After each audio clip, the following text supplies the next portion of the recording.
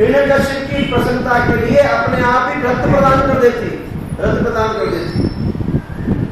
जो समुद्र थे, मीठे रस के, गन्ने के रस के, घी के, दूध के, दही के, ये सब लबालब भरे रहते और उस हिरण्यकश्यप की सेवा करते।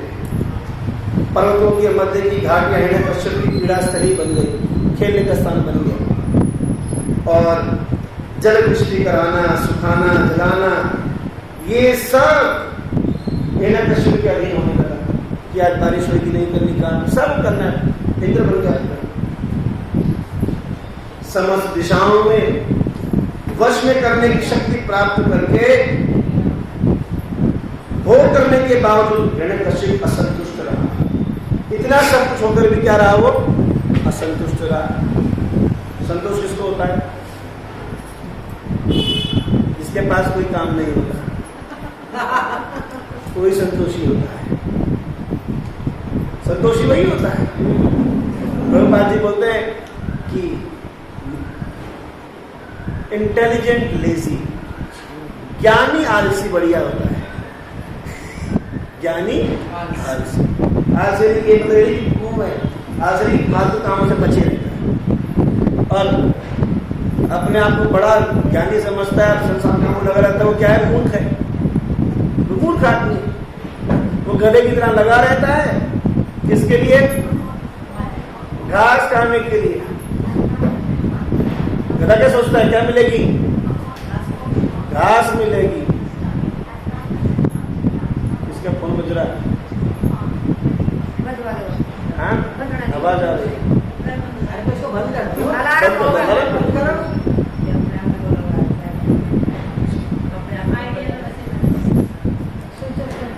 इस प्रकार अपने ऐश्वर्य से अत्यधिक गर्वित एवं प्रमाणित शास्त्रों के विधि विधानों का उल्लंघन करते हुए हिरण्यकश्यप ने काफी समय बताया।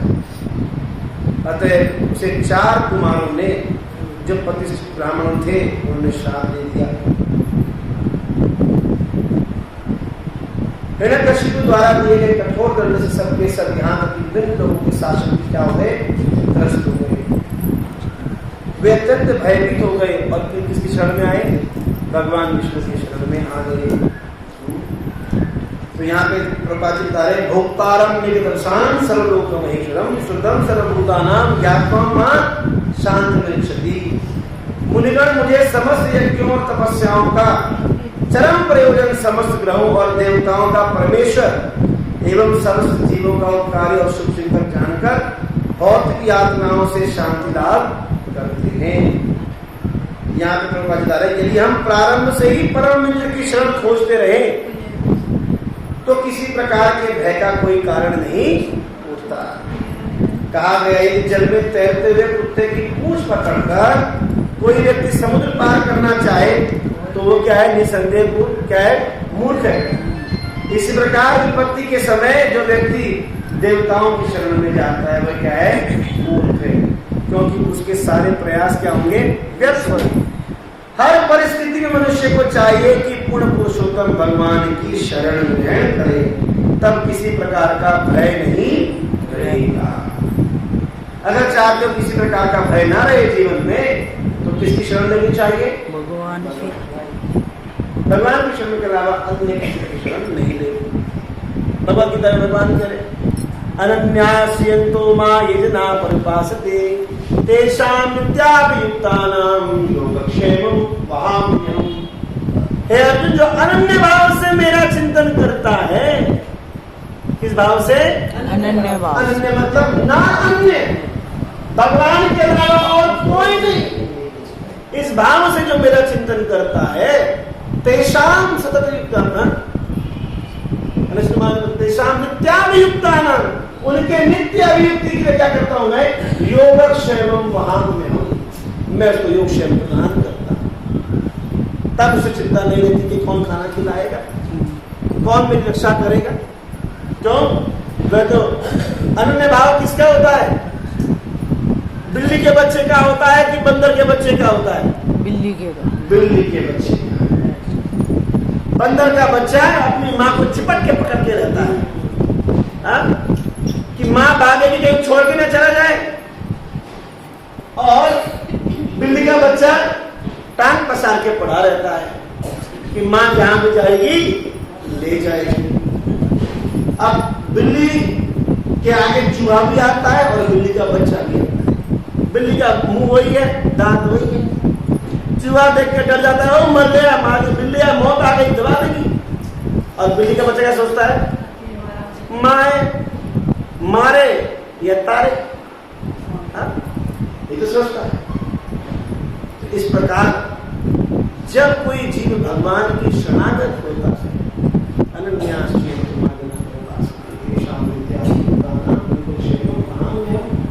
अनन्य भाव से जो भगवान का चिंतन कर रहा है, भगवान उसी को अपनी शरण भी प्रदान करते हैं और उसी को सब कुछ, उसका जो भय है वो हरते हैं। ये भय किसको हुआ था? अनन्य भाव से शरण में भगवान की कौन गया? राम जी की शरण में विभीषण गया। जब विभीषण शरणागति लेने के लिए आया राम जी की, तो सबने क्या कहा? जान न सकई निशाचर माया, काम रूप के ही कारण आया। भगवान निशाचर की माया कौन जान सकता है? किस काम से आया पता थोड़ी ना है। पर हनुमान जी क्या कहने लगे? मैं जानू प्रभु रीतम शब्द रीति करई सदा सेवक पर प्रीति। मैं जानता हूं भगवान अपने सेवक के प्रति क्या करेंगे? प्रेम करेंगे। तो भगवान ने क्या कहा? जब यह मत लक्ष्मण के मन भावा, लक्ष्मण जी तैयार नहीं थे। लक्ष्मण जी तैयार नहीं थे कि विभीषण आया, पता नहीं किस काम से आया हो। पर भगवान ने कहा शरणागत दे त्यागी निज अनहित अनुमानी, तेरे पापमय विनय विलोकन हानि। इसे अगर अपने हित के लिए अपना नुकसान सोचकर मैं से त्याग दूंगा तो मैं क्या कर दूंगा? पापी कहना। जो शरण में आया है उसको तो भगवान अपनी, उसको कृपा भगवान पक्का करेंगे, पक्का गारंटी देते हैं। पर क्या करें, हम भगवान की शरण ले नहीं सकते। हम किसकी शरण ले रहे हैं? अन्य अन्य संसार के लोगों की शरण ले रहे हैं और सोच रहे हैं कल्याण होगा। अरे पॉसिबल है, क्योंकि जिसकी शरण ले रहे हो वो खुद भय में है, वो आपको क्या भय से बाहर निकालेगा? भजहुरे मन श्री नंदन नंदन अभय चरणार विंद। भगवान के चरण ही क्या देने वाले हैं? अभय देने वाले हैं। और संसार में सब जगह भय है, कोई संसार में ऐसी जगह है जहां भय नहीं है? अगर कोई बोले मुझे मोदी शरण दे देगा, देश का प्रधानमंत्री अपनी शरण दे देगा, तो मैं चिंता मुक्त हूं, तो यह कहना भी क्या है? बेवकूफी है। क्योंकि मृत्यु का भय तो उसको भी रहता है, सबको भय है मृत्यु का भय। किसी को मृत्यु का भय, किसी को पल का भय, किसी को संसार का भय, संसार का भय। ये रास्ता बनाया तो था। तो जब ये देवता लोग किसके पास पहुंचे? भगवान विष्णु के पास पहुंचे। पर भगवान विष्णु के पास देवताओं की एंट्री नहीं है। क्या सोचते हो देवता भगवान का दर्शन कर लेंगे? नहीं, देवता भगवान का दर्शन नहीं कर पाते हमेशा। देवताओं के लोक में तो कई युग बीत जाते हैं, तब जाके भगवान नारायण प्रकट होकर अपना दर्शन देते हैं। देवताओं को जब मुसीबत पड़ती है तो वो समुद्र के किनारे जाते हैं और भगवान की स्तुति करते हैं कि हे प्रभु अब तो प्रकट हो जाओ। तब पुरुष सूक्त के द्वारा, वेद सूक्त के द्वारा भगवान की स्तुति करते हैं और तब भी भगवान आते नहीं, आकाशवाणी कर देते हैं। मनुष्य जीवन क्यों सुंदर है? क्योंकि जितनी बारी भगवान इस पृथ्वी पे आते हैं, मृत्यु लोक में दर्शन देने के लिए आते हैं, उतनी बारी भगवान देवलोक में नहीं जाते हैं, स्वर्ग में नहीं जाते भगवान। स्वर्ग में तो कोई महान बलि जैसा राजा होता है, तब जाके भगवान का चरण स्वर्ग में पहुंचता है। इसलिए जब राजा बलि ने भगवान भगवान के कब संकल्प दिया और भगवान ने 3 पैर के द्वारा, एक पैर जब पहला चरण भगवान ने स्वर्ग जीत लिया, स्वर्ग में पांव रखा, तो कौन प्रसन्न हो गया? देवता। देवता ने क्या किया? पहले भगवान का चरण धोया और उसके बाद किसका गुणगान किया? राजा बलि का असुर है पर उसका गुणगान करने लगे भगवान से पहले। क्यों? धन्य है राजा बलि, तेरे कारण भगवान के चरण आज हमारे लोग में पड़ गए। क्योंकि भगवान के चरण कहाँ उनको मिलता था कभी देवताओं को।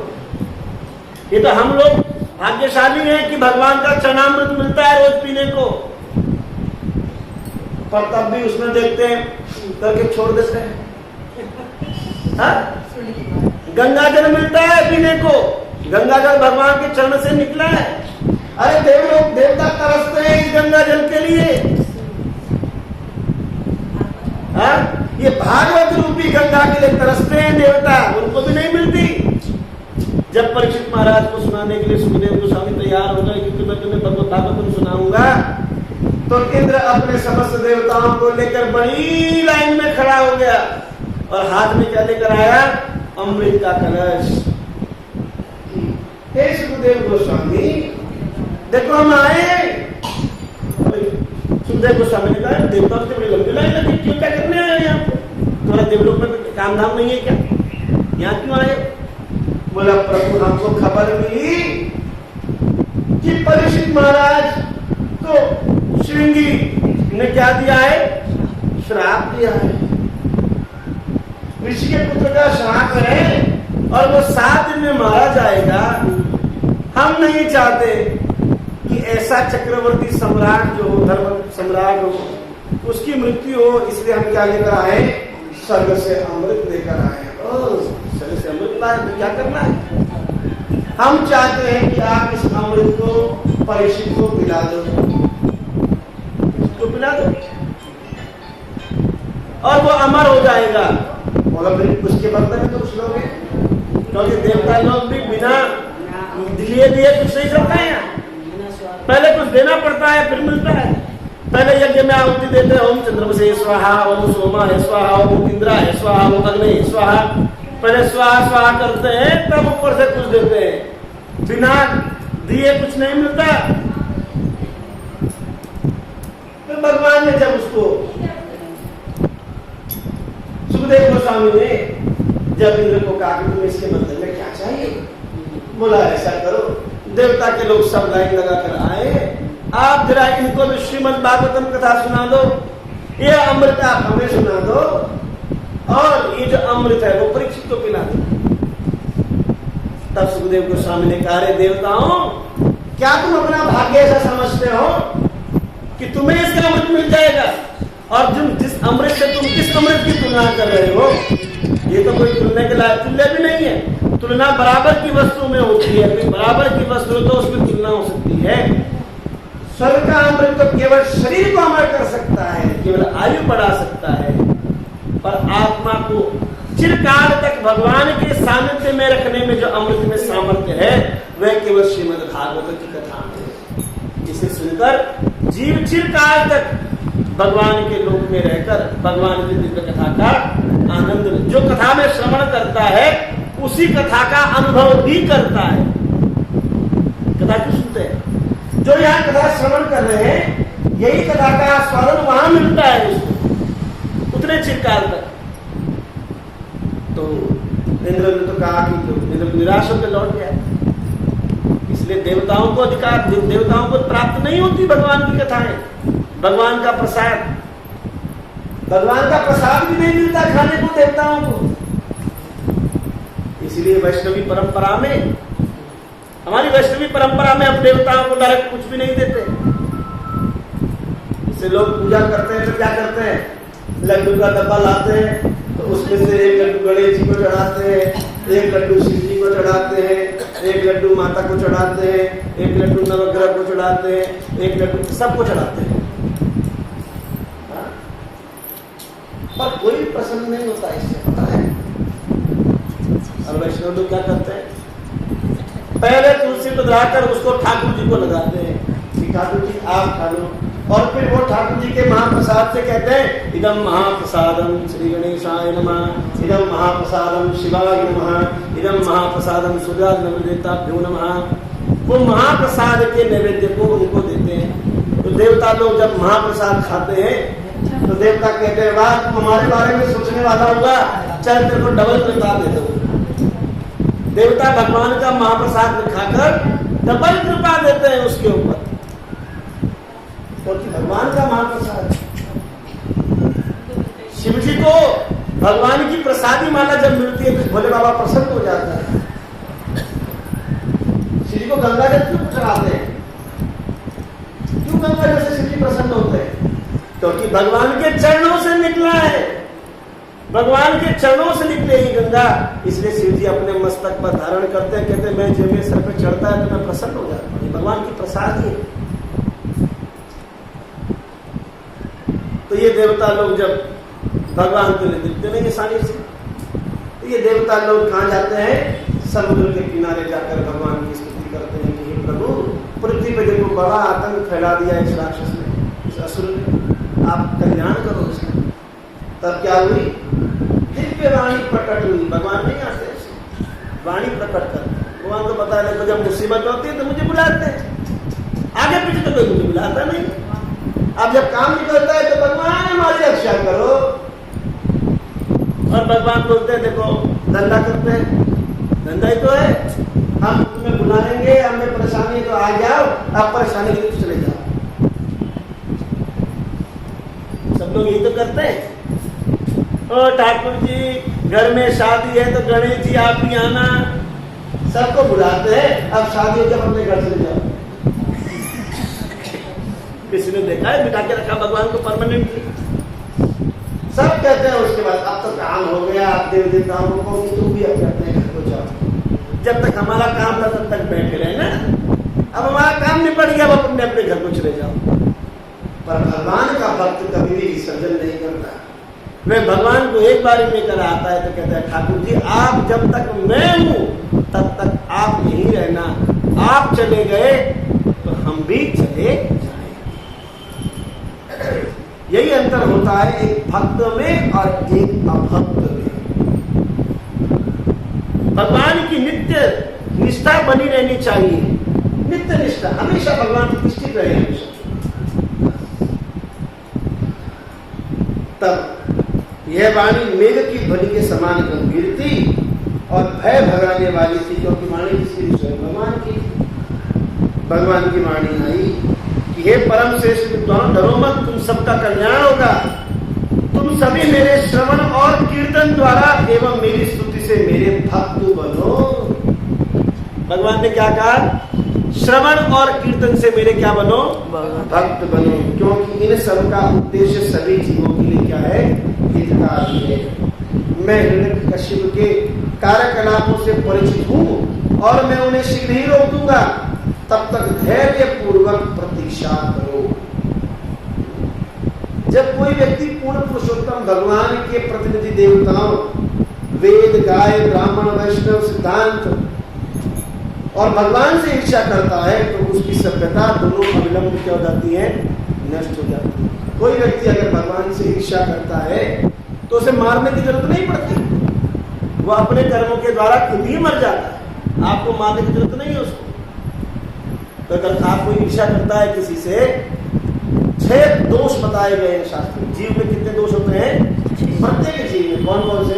काम, क्रोध, लोभ, मोह, मद और मात्सर्य। मात्सर्य ईर्ष्या, जलन। सबसे ज्यादा जो खतरनाक है वो क्या है? काम। काम तो सबसे छोटा दोष है। सबसे खतरनाक है ईर्ष्या, मत्सरता, क्योंकि मत्सरता के कारण ही सब नष्ट होता है। काम तो कंट्रोल हो सकता है, क्रोध भी कंट्रोल हो सकता है, लोभ भी कंट्रोल हो सकता है, मोह भी कंट्रोल हो सकता है, पागलपन पर भी काबू पाया जा सकता है, पर ईर्ष्या व्यक्ति पर काबू नहीं पाया जा सकता। चाणक्य पंडित नीति शास्त्र में कहता है कि एक जहरीले सांप को कंट्रोल करना होगा तो एक सपेरा बीन बजा के उसे मंत्र के द्वारा उसे कंट्रोल कर देगा, पर ईर्ष्यालु व्यक्ति को कंट्रोल कर पाना क्या है? बहुत मुश्किल। पता नहीं उसके मन में क्या करते हैं, इसलिए उससे दूरी बनाए रखनी चाहिए ईर्ष्यालु व्यक्ति से। और ईर्ष्यालु व्यक्ति अपनी ईर्ष्या के द्वारा ही मर जाता है। जल जाता है। जब हिरण्यकश्यप अपने ही पुत्र परम भक्त प्रहलाद को सताएगा तो मैं तुरंत उसका क्या कर दूंगा, वध कर दूंगा। ये किसने कहा? भगवान की वाणी है। किसको कहा? देवताओं को। नारद ने कहा, नारद जी कहते हैं कि जब सभी के गुरु भगवान ने ऐसी वाणी कही तो देवताओं ने उनको प्रणाम किया और उन्होंने अपने मन में निश्चय करके लौट गए कि हिरण्यकश्यप तो क्या मर चुका है। पहले क्लियर कर दिया रिजल्ट। एग्जाम देने से पहले क्या आ गया? रिजल्ट आ गया कि पेपर पास हो गया। होता कभी ऐसे? आकाशवाणी है, और आकाशवाणी पर, आकाशवाणी किसकी है? भगवान की वाणी है। इसलिए भगवान की वाणी पर क्या करते हैं देवता? पूरा विश्वास करते हैं। भगवान की वाणी पर पूरा विश्वास। हम किस पे विश्वास करते हैं? लोगों पे। हम भगवान की बात झुठला लेते हैं। भगवान ने कहा कि संसार में जो आया वो मरेगा, मर के रहेगा, जो आया है वो बूढ़ा भी होगा, और हम भगवान की वाणी को झुठलाते हैं। कैसे झुठलाते हैं बताओ? बुढ़ापा आना आ रहा है, हम बाल लगा रहे हैं, काले कर रहे हैं। भगवान ने कहा है कि जन्म मृत्यु जरा व्याधि, जन्म आया तो मृत्यु भी होगी, बुढ़ापा भी आएगा। मतलब कैसे आएगा? बाल काले करता हूँ तो कैसे? मैं ऐसे ओले क्रीम लगाऊंगा, एंटी एजिंग, मेरी स्किन लिफ्ट हो जाएगी, अपलिफ्ट हो जाएगी। भगवान को छुपा रहे हैं, भगवान को बनाने की सोचते हैं। भगवान की वाणी को कोई झुठला नहीं सकता। देवताओं में हमसे यही श्रेष्ठ गुण है देवताओं का कि भगवान ने कह दिया तो उसको पत्थर पे लकीर मान के। भगवान अभी आए भी नहीं, प्रहलाद भी नहीं आया, पर भगवान ने कहा कि मैं उसका वध कर दूंगा। उन्होंने कहा अब तो भगवान उसका वध कर देंगे, वहां से अपने घर को लौट सही। भागवत इसी में दूसरे स्कंद में श्लोक आता है, अकामा सर्व कामो वा मोक्ष कामो दारदी तीव्र भक्ति योगे न यज्ञ पुरुषम परम। कोई कुछ चाहे, कुछ भी ना चाहे, अथवा भगवान में लीन होना चाहे तो वह क्या चाहता है? बुद्धिमान कहलाता है। जब व्यक्ति प्रेम भक्ति द्वारा पूर्ण पुरुषोत्तम भगवान की पूजा करता है, चाहे वो कर्मी हो, ज्ञानी हो, योगी हो, वो किसी भी कामना से अगर भगवान की भक्ति करता है तो वह बुद्धिमान ही कहलाता है। कैसे भी कर तो रहा है। कोई कहता है आज से पहले तो बड़े पाप कर्म करता था, आज बड़ी भक्ति बन गई। अरे कम से कम बन तो गई। अब पीछे से सो दुराचार हो। भगवान कहते हैं क्षिप्रम धर्मापि सर्वधर्मस्य क्षिप्रम भवति महात्मना। थोड़ा सा भी, इतना थोड़ा सा भी कोई अगर भक्ति कर लेता है, क्षिप्रम भवति महात्मना, वो थोड़े से भी क्या बन जाता है? महात्मा बन सकता है। थोड़ी भक्ति करके भी। भक्ति की पराकाष्ठा यही है, भक्ति का फल यही है कि ये नहीं कि ज्यादा करने पे मिलेगा। अगर शुद्ध मन से उसने थोड़ी सी भी कर ली, भगवान को पसंद इतना सा भी कर लिया, तो क्या बना देंगे? भगवान उसे महात्मा बना देंगे। और तपस्या करनी है ना हिरण्यकशिपु जैसी, तो क्या होगा? नाश भी कर देंगे। इसलिए कोई अगर बोल रहा है कि देखो पहले पूर्व जन्म में पहले बहुत पाप किए हैं पर अब भगवान की भक्ति कर रहा है, तो उसे क्या समझना चाहिए? भक्ति समझना चाहिए, उसके पूर्व को नहीं देखना चाहिए। तो जब भगवान भेद नहीं करते, हमारे भेद करने के अधिकार, किसी को जज करना हमारा अधिकार नहीं। हम न्यायाधीश होना बने लग जाएगा वाले को बोलो। आगे नारद ने कहा तस्य दैत्य प्रदय पुत्राचक द्वारा परमात्मा प्रहलाद भूनामस्वेशम गुणमय का हिरण्यकश्यप के 4 अद्भुत सुयोग्य पुत्र हुए, जिसमें से प्रहलाद नामक पुत्र से क्या हुआ? सर्वश्रेष्ठ हुआ। तो यहाँ पर किसका नाम आया है? 4 पुत्र में किसका नाम आया? में प्रहलाद महाराज। क्यों नाम आया प्रहलाद का? क्योंकि प्रहलाद महाराज के अंदर कतिपय वैष्णव गुण थे। कतिपय क्या क्या गुण थे?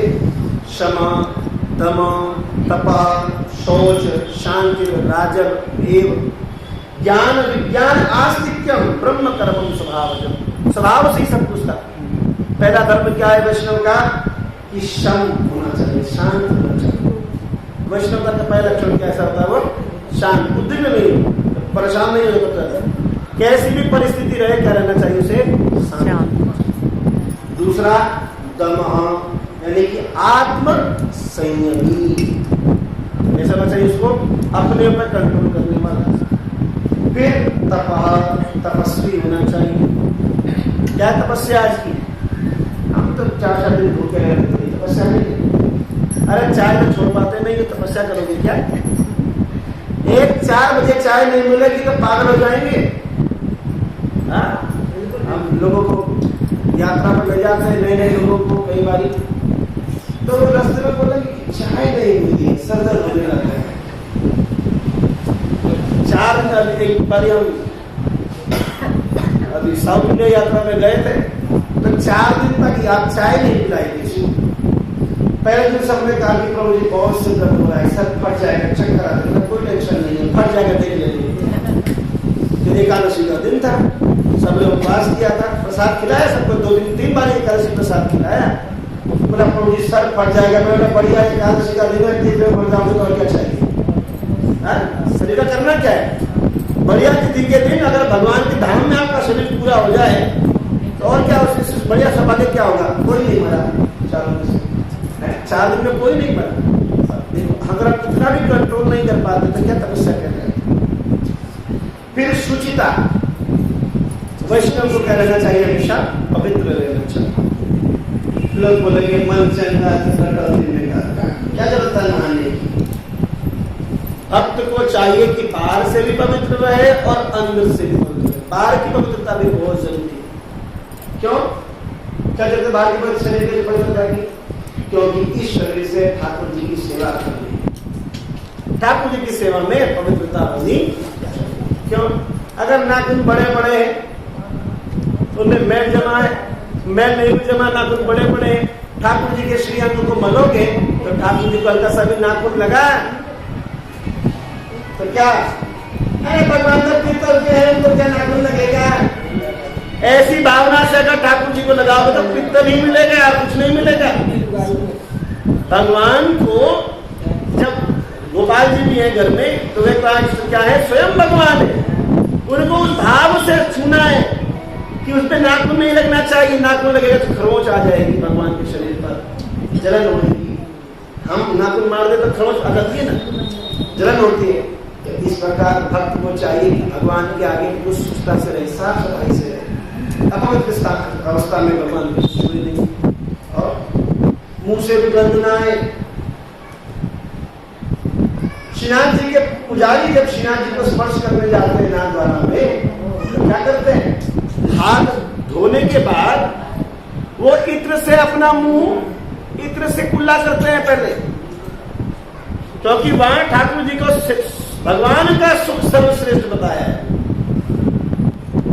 पुष्टि मार्ग में भगवान का सुख सर्वश्रेष्ठ है, तो इत्र से कुल्ला करते हैं और इत्र को हाथ में लगाकर पहले हाथों से इत्र से हाथ धोते, फिर पानी से धोते हैं कि हाथ से भगवान के शरीर को छूना है तो हाथ के शरीर की बदबू भी भगवान को नहीं छूनी चाहिए। और मुंह में इलायची या लौंग को मुंह में दबा देते हैं, जिससे अगर मुंह खुले तो मुंह पे बहुत सुगंधी जाए। बद्रीनाथ जी में जब भगवान की सेवा होती है, यहाँ तक कि तिल, जब पीढ़ी में तिल पीसे जाते हैं भगवान के अभिषेक के लिए, तो उसमें भी मुंह पे कपड़ा बांधा जाता है। औरतें सब हम कपड़े बांधते हैं, क्यों? क्योंकि मुंह के थूक भी नहीं गिरना चाहिए, इतनी पवित्रता का ध्यान रखना पड़ता है। ये क्यों बनाया गया? अब कोरोना आया तो सबने मास्क लगा दिए। अगर पहले बोलते कि ऐसे भगवान की सेवा करना क्या होता है, कुछ नहीं होता। अब कोरोना आया तो सबको टेंशन, मन में मास्क पकड़ लिए, सर पे भी बांध दिया कपड़ा। भगवान की सेवा पवित्रता से करनी चाहिए। जितनी पवित्रता से भगवान की सेवा करते हैं, सेवा उतनी फलीभूत होती है। लोग बोलते हैं कि हम तो इतने बड़ी बड़ी पूजाएं करते हैं, फल क्यों नहीं मिलता? क्योंकि आप वही टीका चंदन दुनिया की खोपड़ी पे लगाते हो, वही टीका चंदन ठाकुर जी पे भी लगा देते हैं। उसी कटोरी में लोग भी खा रहे हैं, उसी कटोरी से ठाकुर जी भी खा रहे हैं, तो पवित्रता कहाँ है? कहाँ है पवित्रता? वही खाने को नवग्रह को चढ़ाया, वही झूठा भगवान को भी खिला दिया।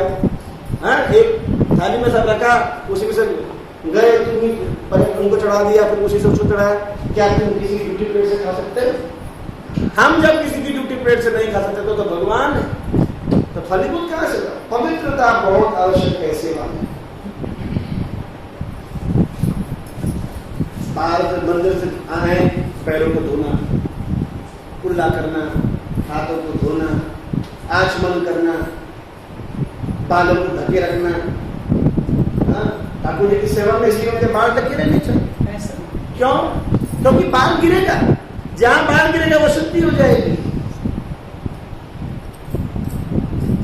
पुरुषों के हमारे मंदिर में अगर हम भगवान के दर्शन करने अंदर जाते हैं तो नियम है 1 इंच से ऊपर बाल नहीं बढ़ाना चाहिए। हेड शेप करो, गंजा करो, साफ करो,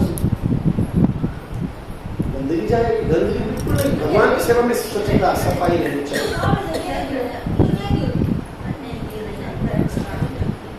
गिरने का कहीं नहीं गिरेगी, गिरेगी तो संसार में नहीं गिरेगी। बस ऐसा गिरना तो रोज चलेगा।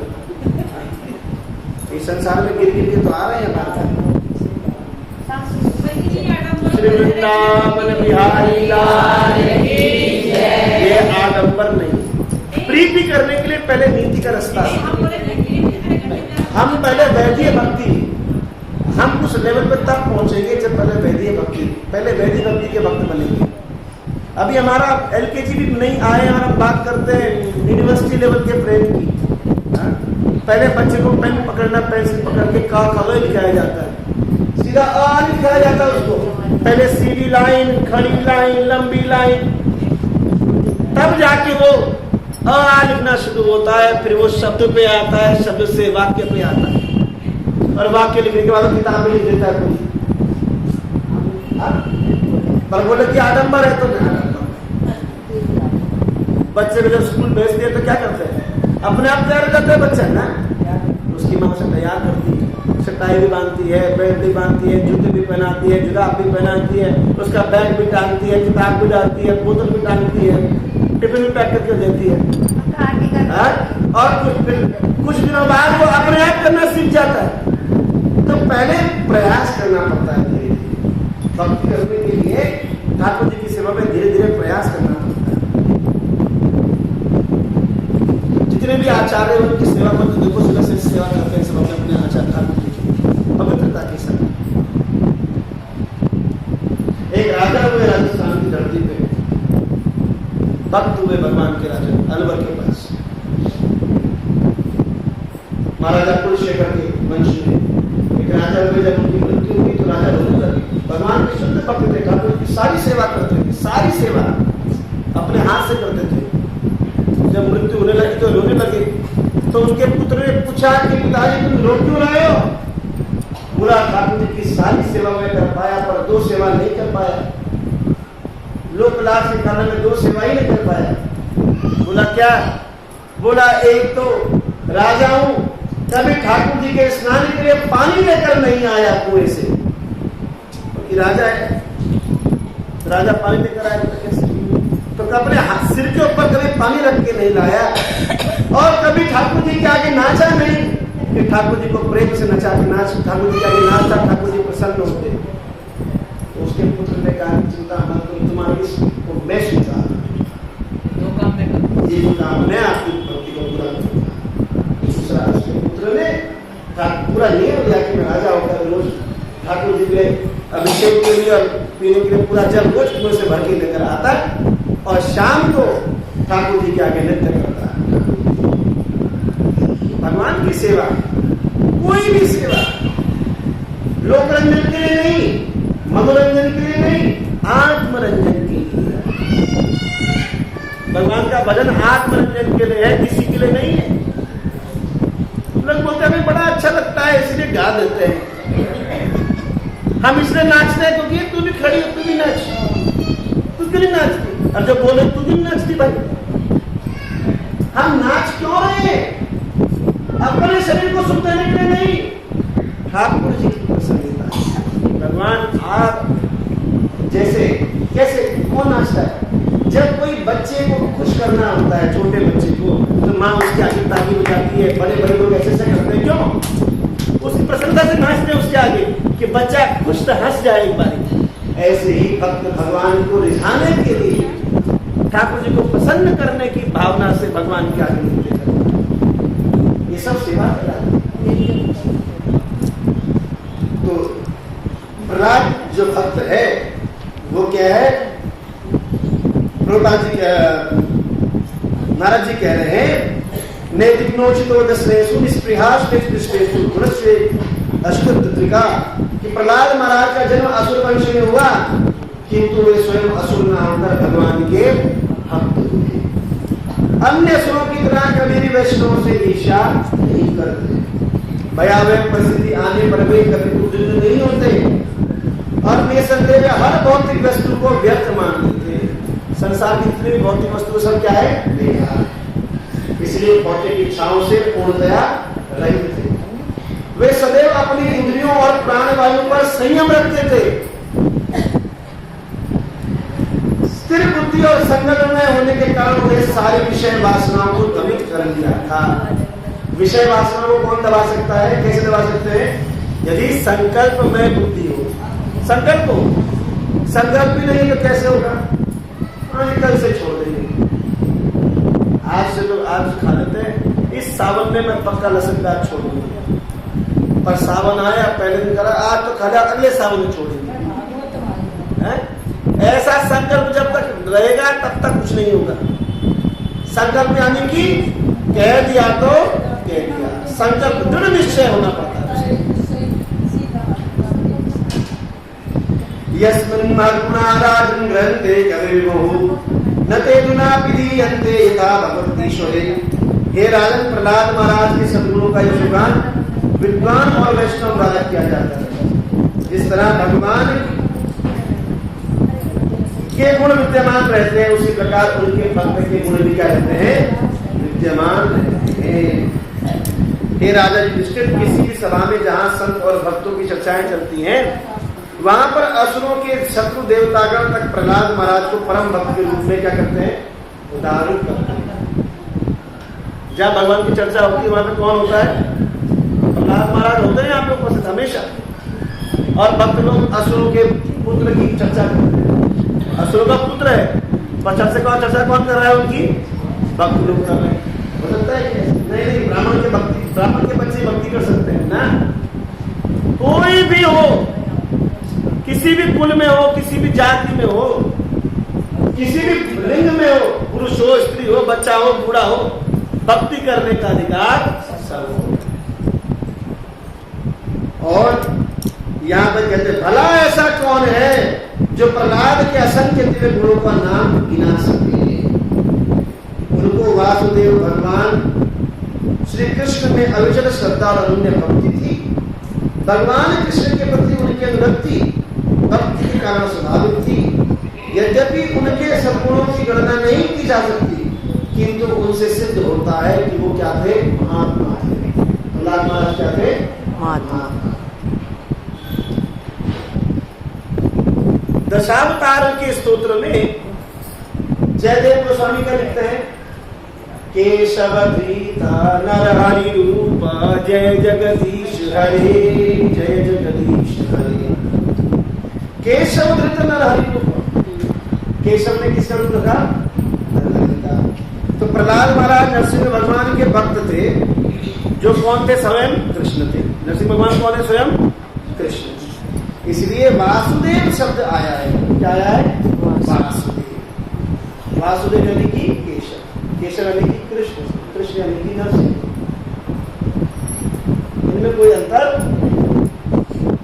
सतयुग में नरसिंह वहे, त्रेता में श्री राम, द्वापर में श्री कृष्ण भये, कलयुग में गौरांग।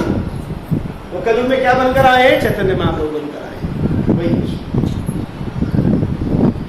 वसुदेव के पुत्र कृष्ण का महान भक्त महात्मा होता है। बहुनाम जन्मनामन्ते ज्ञानवान माम प्रपद्यते, वासुदेव सर्वमिति स महात्मा सुदुर्लभः। जो वासुदेव का भक्त है वही क्या है? महात्मा है, और ऐसा महात्मा मिल पाना क्या है?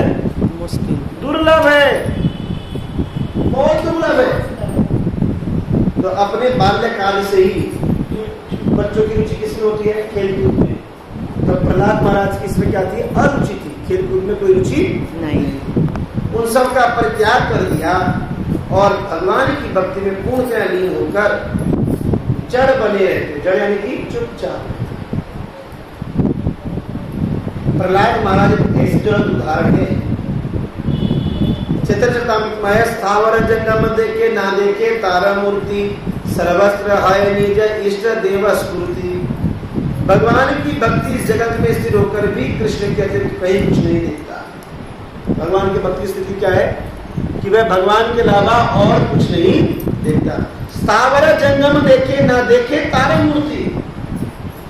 स्थावर यानी कि जो क्या है? फिक्स है, जो हिलते डुलते कहीं चल नहीं सकती है। और जंगम यानी कि जो चलते रहते हैं। और ना देखे तारा मूर्ति। भक्त क्या देखता है? उनको वैसे नहीं देखता जैसे वो दिखते हैं।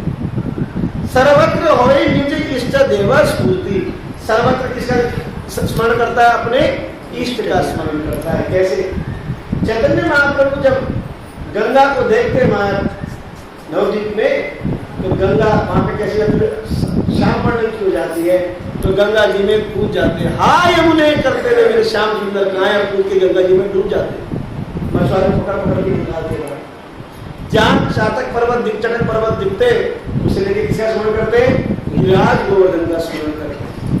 तो भक्त को चाहिए वे जहां भी जाए, हाँ क्या करे? किसका स्मरण करे? भगवान का स्मरण करे। कदम्ब का वृक्ष देखे तो क्या सोचे? ये ठाकुर जी का वृक्ष है। कदम का रंग किसका रंग होता है? ठाकुर जी का क्यों पसंद है कदम का वृक्ष? क्योंकि कदम का वृक्ष गोरा होता है, सफेद होता है। और राधा रानी का रंग कैसा है? गोरा है। इसलिए कदम का वृक्ष ठाकुर जी को प्रिय है। राधा रानी को तमाल का वृक्ष पसंद है, क्योंकि तमाल का रंग काला होता है, श्याम वर्ण होता है। इसलिए राधा रानी तमाल वृक्ष के पास है। जो भी वस्तु, हमारे ब्रज में कई लोग राधा कुंड का तिलक लगाते हैं। राधा कुंड की जो मिट्टी है काले रंग, उस काली मिट्टी निकलती है, उसका तिलक लगाते हैं। इसमें आचार्य ने बताया कि आप उसका, बोला ये श्याम वर्ण है, ये राधा रानी को अत्यंत प्रिय है। ये तिलक लगाकर भी राधा रानी प्रसन्न, हम तिलक लगाते हैं तो राधा रानी की प्रसन्नता क्या लगा? राधा रानी खुश हो जाती है देखकर मेरे श्याम सुंदर के रंग का तिलक है, इसलिए प्रसन्न हो जाती है। इसलिए भक्त जो कुछ भी करता है भगवान की प्रसन्नता, तब जाके क्या कहलाता है? लोग स्थावर जंगल में देखे ना देखे तारा मूर्ति, सब में अपने इष्ट का स्मरण करता है। उसके बाद अगर कहां भी जाओ, समुद्र देखो तो क्या स्मरण करना चाहिए? क्या सोचना चाहिए? भगवान का कहते हैं मैं जल, उसमें क्या, जल के स्तोत्र में क्या हूं मैं? समुद्र हूं। अगर देखना चाहता है, मुझे जल स्तोत्र में देखना चाहता है मैं क्या हूं? समुद्र हूं। साक्षात समुद्र नारायण है। सूर्य को देख के साक्षात सूर्य नारायण। वृक्षों को देखो तो देखो भगवान की विभूति है, हम तो बना सकते हैं। फूलों को देखकर भगवान की सुंदर कृति है। मनुष्य को देखे कोई सुंदर लगे तो भगवान ने ये एक कृति इतनी सुंदर बनाई है, तो वो कितना सुंदर है, सोचो। इस प्रकार प्रत्येक जीव में, प्रत्येक वस्तु में भगवान की ही भावना होता है। प्रहलाद महाराज प्रमाण महाभागवत है। कैसे महाभागवत है? प्रमाणिक